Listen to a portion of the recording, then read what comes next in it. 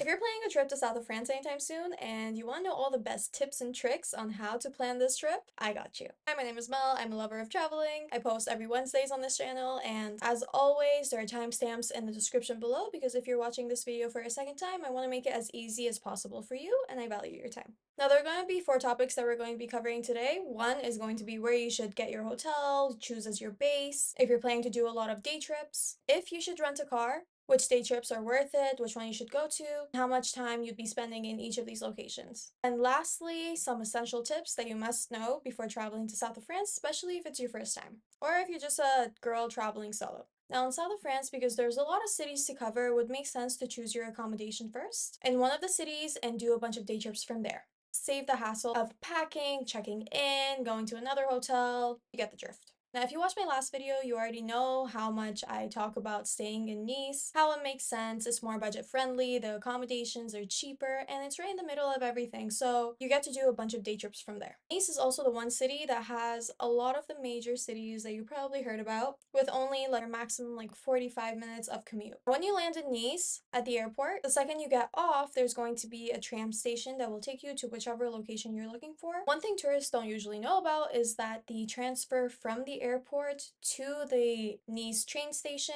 is actually free. But if you do get your ticket from the airport, you'd be having to pay around 10 euros. Versus if you go to the Nice train station, you'd only have to be paying €1.70 to get to whichever accommodation location that you are at. You're welcome. And the train is very on time. It comes every 5 minutes or so. Take line 2 or line 3. It's called L2, L3. Go to the train station, get your ticket from there, and go. Now, should you be renting a car? If you're more than 2 people, financially, it definitely makes sense to rent a car, especially if you're planning to do a lot of day trips, which I definitely recommend doing, because usually most of the cities in south of France aren't too large, and you can probably cover them in half a day, maybe a day max. Also, on your way to these other cities, you get to see so many of the different mansions, and you'd be having the view of the French Riviera on your way. It's absolutely beautiful. And also, finding parking isn't that bad, especially because, again, the cities are pretty small and you can be parking a little further from the center of the city, and it'll maybe just cost you a 5 minute walk to get to the major points of the city. Now, when you're renting a car, one of the companies that I definitely recommend going for is Gold Car versus Hertz. These are the 2 companies I had personal experiences with, and both are pretty reliable, but Gold Car has cheaper rates. Their insurance is amazing, it covers almost everything, and the process of renting out a car and giving it back is crazy easy.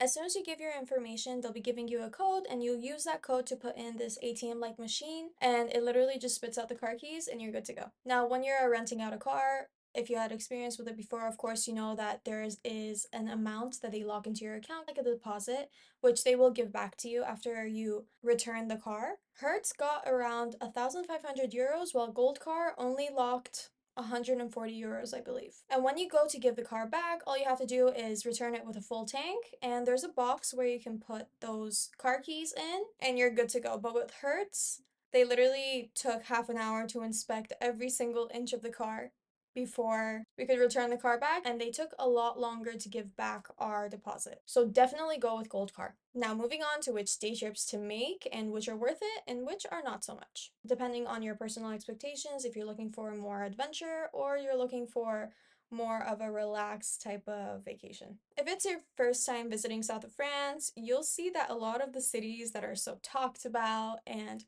are so popular are so much smaller than you expect.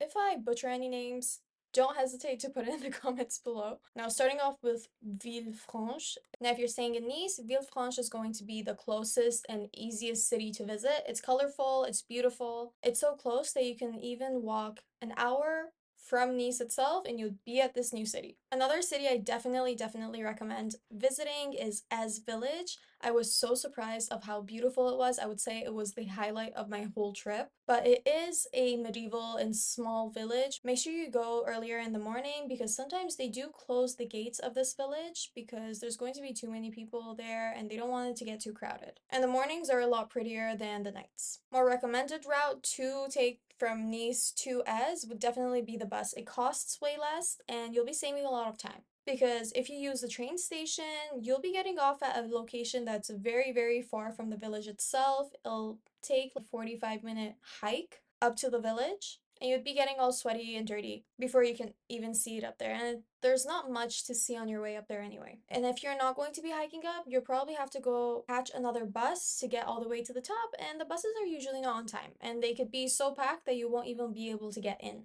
So definitely take the bus from Nice to Ez, and if you're planning to see Monaco, take another bus to Monte Carlo. It's very close to Ez, and as soon as you land in Monaco itself, you don't even have to think about another transportation. The train station is very close to the main areas of Monaco itself. If you are planning to see Monaco, make sure you bring your passport with you if you're planning to go to the casino, because they won't let you in the gambling areas unless you have a form of ID that they accept with you. If you're a non-European resident, the only form of ID that they accept is your passport. Trust me, I've learned this the hard way. Now, another great day trips you can consider is going to Cannes and Antibes. You can go to Cannes if you're looking for more of an adventure. It's the perfect mix between a beach life and a city life. And there's a lot of things to see and do, but if you're not planning to do a beach day at Cannes, maybe you can cover the whole place in half a day. But unlike the Monte Carlo casino, there is no entrance fee for the casino in Cannes, but in Monte Carlo, you'd be having to pay a 17 € entrance fee, I believe. Now, Antibes, on the other hand, is way more laid back. It's a city where you can walk around and enjoy the scenery and the sandy beaches. And Nice itself, I would say, is a city that has the most going on, especially for nightlife. There's so much more to explore and see in Nice compared to the other cities. But one thing you should definitely know is that the beaches in Nice are rocky. So if you're planning to tan or have a beach day, leave that beach day for Cannes or Antibes. Cannes itself has beautiful beach clubs, and Antibes has the most scenic beaches. While Cannes, as Antibes, Menton, and Villefranche are so close by, Saint-Tropez and Marseille are almost on the other side. It takes a good 2.5 to 3 hour commute from Nice to Saint-Tropez and another 3 hours back. So if you're short on time, I would probably skip the day trip. And another thing to consider is that Saint-Tropez is not really worth seeing in the spring, because the wow factor of Saint-Tropez itself, especially, is the beaches. Otherwise, it's a pretty small city, and if you're planning to drive there, park in the surrounding areas of the center of the city, because parking can be very expensive there. Let me give you a good hack. If you're traveling west, sit on the left side. If you're traveling east, sit on the right side. This is where the French Riviera is going to be located, and you'll be having the best views. Now, if you're taking the train, you can skip the line and get your train tickets online, which will literally save you a 40-minute wait in line during the rush hours. Use this app called Trainline. It's very straightforward, and you don't have to be printing your tickets either. There's going to be a barcode that's going to be shown to you, which you scan and you just enter. And if you're driving, make sure you take the roads that are closer to the water for more of a scenic path. But definitely try to also avoid them during rush hour, because they can get really hectic. Now, some extra but essential tips based on my own personal experience. For one, Nice is pretty safe as long as you don't choose your accommodation a lot higher in the city, especially near the train station called Niceville, I believe. If your accommodation is in the lower part of the city, for example, the Jean Médecin area, or the Old Port, Port Olympia, or other surrounding areas, it's generally pretty safe and it's more crowded. But otherwise, it could get a bit sketchy, especially if you're returning at night. So if you're a girl traveling solo, I definitely recommend getting your accommodation in the more crowded parts of the city.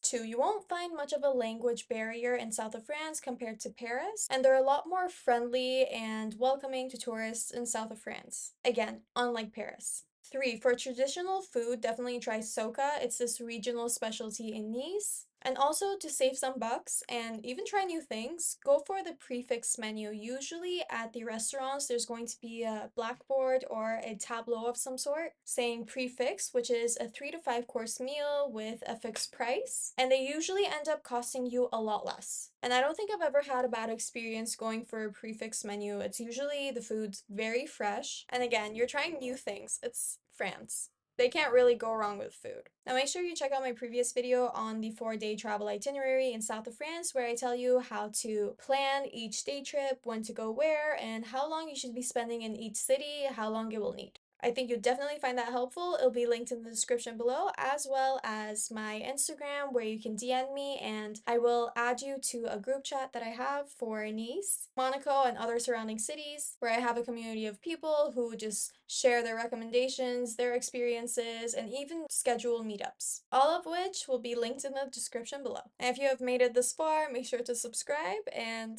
like this video and leave a comment if you have any more questions, and I'll be seeing you next Wednesday.